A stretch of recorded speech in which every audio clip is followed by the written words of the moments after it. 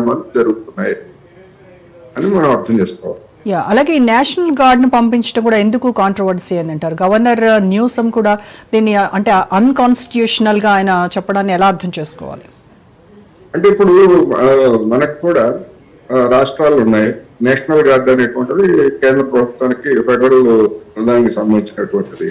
ఒక సిఆర్పిఎఫ్ నిన్న లేదా మిలిటరీ అయినా కానీ ఒక రాష్ట్రంలో ప్రవేశించాలంటే ఆ రాష్ట్రంలో మా దగ్గర శాంతి భద్రతలకి విఘాతం వచ్చింది, మాకు సాయం చేయండి అని చెప్పేసి రాష్ట్రాలు కేంద్రాన్ని అడగాలి.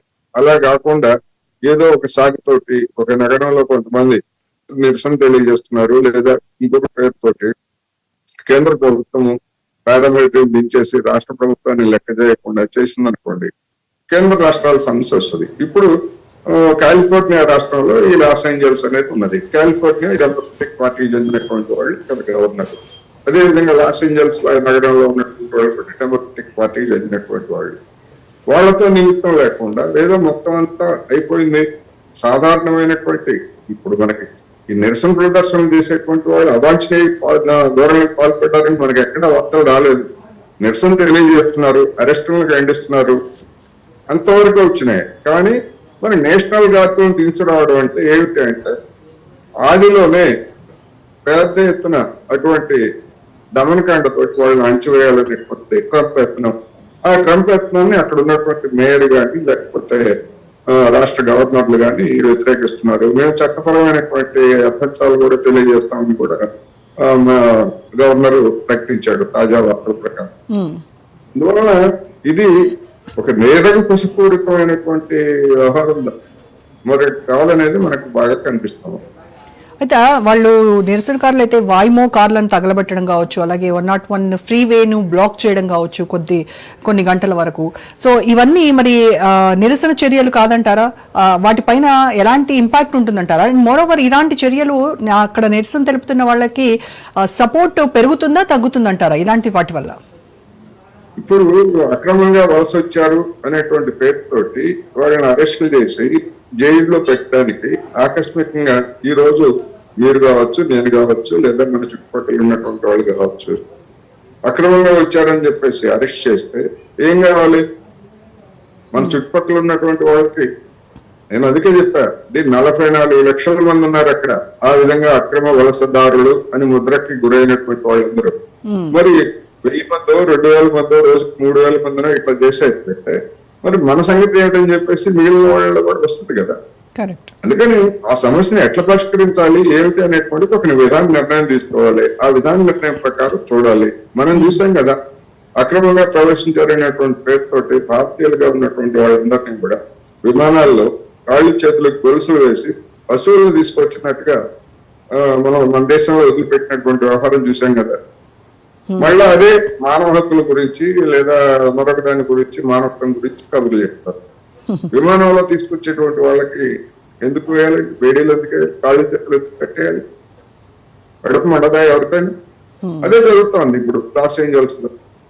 మొత్తం ఒక నగరంలో 44 మంది జనాభాకి సంబంధించినటువంటి ఉనికినే ప్రశ్నార్థం చేసే విధంగా ట్రంప్ చర్యలు ఉంటే దాన్ని మరి వ్యతిరేకించక తమదైనటువంటి తమకు తెలుస్తున్నటువంటి పద్ధతుల్లో టైర్లు తగలు పెట్టచ్చు, లేదా కొన్ని భవనాలను తగలు పెట్టచ్చు, వెహికల్ తగలు పెట్టచ్చు.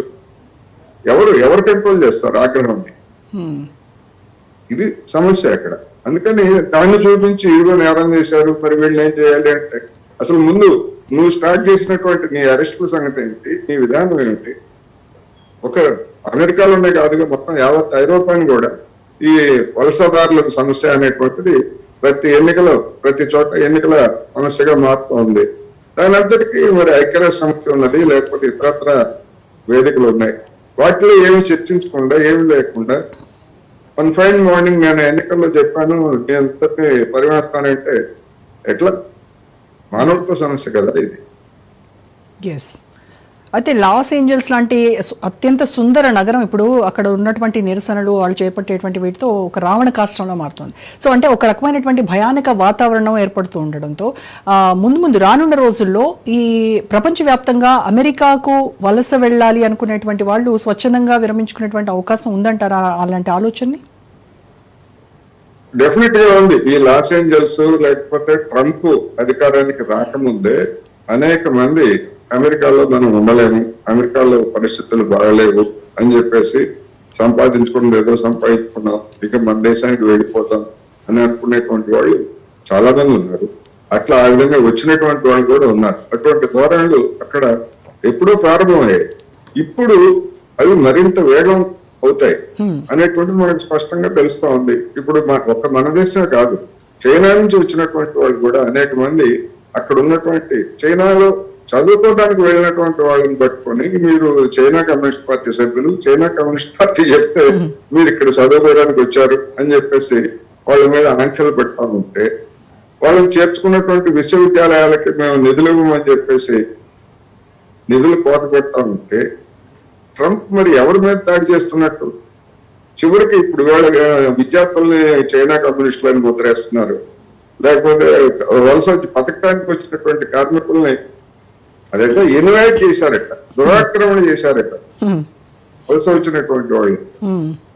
వీళ్ళు చేసినటువంటి దుర్మార్గాలు, వీళ్ళు ఎన్ని దేశాలని, హైతీ అనేటువంటి దేశాన్ని మొత్తాన్ని వీళ్ళు దుర్మార్గంగా ఆక్రమించుకున్నారు కదా. అదేవిధంగా వీళ్ళు ప్రపంచంలో అనేక దేశాల మీద దురాక్రమణ చేసినటువంటి పెద్ద మనుషులు వలస కార్మికులు దురాక్రమణదారులు అని వర్ణించారంటే, ఇంకా అది పక్కా నియంతృత్వ దేశం తప్ప, ఫ్యాసిజం తప్ప మరొకటి కాదనేది మనకు కనిపిస్తూ ఉంది. అంటే వాళ్ళు చేసిన దురాగతాలను ప్రశ్నించే వాళ్ళు లేకపోవడంతో ఇంకాస్త పెచ్చిమీరిపోతున్నారు. డెఫినెట్ గా రేపు ఇవాళ వలస వచ్చినటువంటి మెక్సికన్లని లేకపోతే ఇతర లాటినోస్ ని వీళ్ళందరి మీద దాడులు చేస్తున్నటువంటి వాళ్ళు, అక్కడ ఉన్నటువంటి కార్మిక వర్గం రేపు తమ మీద దోపిడీని ప్రశ్నిస్తే తెల్లవాళ్ళని కూడా వదలరు వీళ్ళు. కరెక్ట్, తెల్లవాళ్ళని కూడా వదలరు వీళ్ళు. కార్పొరేట్లు చూడండి, ఇప్పుడు మనం ట్రంప్, ఎలన్ మస్క్ ట్రంప్ ఏ విధంగా తిట్టుకున్నారో, ఇప్పుడు మళ్ళా వాళ్ళిద్దరు కూడా రాజీ పడి వ్యవహారం చేస్తున్నారు. వీళ్ళకి డబ్బులు తప్ప, సంపాదన తప్ప, వాళ్ళ లాభాలు తప్ప. మరి మస్క్ ట్రంప్ కి ఏమిటి మధ్యలో రాజీ ఏమిటి? నీ బూతు బాగోటాలన్నీ నాకు తెలుసు అన్న తర్వాత ఆయన మళ్ళీ ఎందుకు వెనక్కి తీసుకున్నాడు తెలియదా అంతకు ముందు? అందుకని ఇట్లా డెమోక్రాట్లైనా రిపబ్లికన్లైనా అదే విధమైనటువంటి దుర్మార్గానికి అక్కడ ఉన్నటువంటి కార్మిక వర్గం మీద అమెరికా 2025 పేరుతోటి మొత్తం అక్కడ ఉన్నటువంటి సంక్షేమ పథకాలన్నింటినీ కూడా కోత పెట్టడానికి ఒక పెద్ద ప్రయత్నం చేస్తున్నారు. దాని పేరుతోనే కదా ట్రంప్ బయటకు వచ్చింది ఇది మస్క్. ఇప్పుడు దాన్ని ఇంప్లిమెంట్ చేసే భాగమే ఇది కూడా దానిలో ఒక భాగమే. ఈ విధంగా అక్రమ వలసదారుల పేరుతోటి జనం మీద తాగిపోయి. అంటే ఇప్పుడు నేషనల్ గార్డ్ విషయంలో ఆయన రంగంలోకి దింపాలని ట్రంప్ ఏదైతే నిర్ణయం తీసుకున్నాడో దాన్ని మస్క్ సమర్థించడం కావచ్చు, ఆయన షేర్ చేసిన దాని స్క్రీన్ షాట్ ని మళ్ళీ రీపోస్ట్ చేయడం కావచ్చు, ఇవన్నీ చూస్తే మళ్ళీ వీళ్ళు ఇద్దరు కలిసిపోయారని అనుకోవాలా? ఇద్దరు ఒక తాళ్ళలో ముక్కలే. అప్పుడు పంచుకునే దగ్గర ఎక్కడ వచ్చింది వాళ్ళిద్దరికి తగాదా ఎక్కడ వచ్చింది? మస్క్ ఏమడిగాడు? మొత్తం దేశంలో ఉన్నటువంటి వాహనాలన్నింటినీ కూడా, కార్లన్నింటినీ కూడా కంపల్సరీగా వినియోగదారులందరూ విద్యుత్ వాహనాలని కొనుగోలు చేయాలి అని చెప్పేసి ఒక విధానపరమైనటువంటి నిర్ణయాన్ని తీసుకోమని ట్రంప్ మీద ఒత్తిడి చేశాడు. మరి ఇతర పెట్రోల్ డీజిల్ వాహనాలు తయారు చేసేటువంటి కంపెనీలు కూడా ఉంటాయి కదా, వాళ్ళ మీద ఒత్తిడి చేసేవాళ్ళు. అది సాధ్యం కాదు అని చెప్పి అన్నాడు. అందుకని ఎలన్ మస్క్ తనకు దక్కది ఇతరులకు ఎందుకు దక్కాలి అన్నట్టుగా దాన్ని ఏం చెప్తే వెండా మస్క్ అనేటువంటిది అక్కడ వచ్చింది. అక్కడ అసలు తగాదు అది. మొత్తం విద్యుత్ కార్లలో అతను ముందున్నాడు. అందుకని అందరి చేత విద్యుత్ కార్లు కొనిపించాలని చెప్పేసి విధానపరం నిర్ణయం తీసుకోమన్నాడు. అక్కడ చెడింది వ్యాపారం. అందరికీ తెలిసినటువంటి రహస్యం కదా. ఎస్, ఇప్పుడు మరి కాలిఫోర్నియా లీగల్ ఫైట్ ఎలా ఉండబోతుంది అంటారు? న్యూసమ్ డెమోక్రాట్స్ వీళ్ళు ట్రంప్ చర్యలపై కేసు ఫైల్ చేశారు. మరి అంటే గెలిచేటువంటి అవకాశాలు ఉన్నాయంటారా వాళ్ళు? చెప్పలేము. ఎందుకంటే ఇప్పుడు న్యాయస్థానాల గురించి మనకి తెలియదు ఏం లేదు. ఎక్కడ ఎవడు పాలకవర్గం ఉంటే, ఎవడు పాలకులుగా ఉంటే వాళ్ళ కన్సర్న్లోనే న్యాయస్థానాలు లేదా న్యాయమూర్తులు కూడా పనిచేస్తుంటారు అనేది మనకి తెలిసిందే. ఇప్పుడు పన్నుల విషయంలోనే ఒక న్యాయస్థానం కుదరదు అంటే ఇంకో న్యాయస్థానం కుదురుతుంది అని చెప్పేసి ఇచ్చింది మనం చూసాం కదా. అందుకని మ్యానిపులేట్ చేస్తారు. ఇప్పుడు న్యాయమూర్తులను కూడా నియమించేది వీళ్ళే. ప్రధానంగా పాలక వర్గాల కనుసన్నల్లోనే అన్ని వ్యవస్థలు పనిచేస్తాయి. అది పోలీస్ అయినా, న్యాయ వ్యవస్థ అయినా, మరొకటైనా.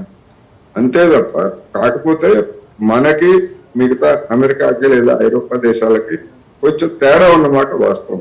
వాళ్ళు కొన్ని విషయాల్లో కొంత లిబరల్ గా, కొంతమంది న్యాయమూర్తులు ఉద్యోగాలు పోయినా సరే అని చెప్పేసి కొన్ని తీర్పులు ఇచ్చిన మాట వాస్తవం.